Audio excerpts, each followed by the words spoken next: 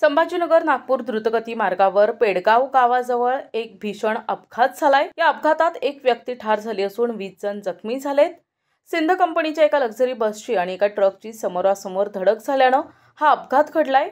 सर्व जखमींना पुढील उपचारांसाठी रुग्णालयात दाखल करण्यात आलं असून मदत कार्य सुरू आहे।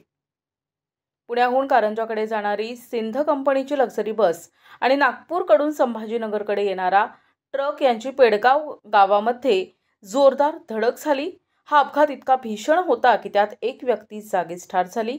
अपघातात 6 जण गंभीर जखमी झाले आहेत, तर 15 जणांना किरकोळ दुखापत झाली आहे।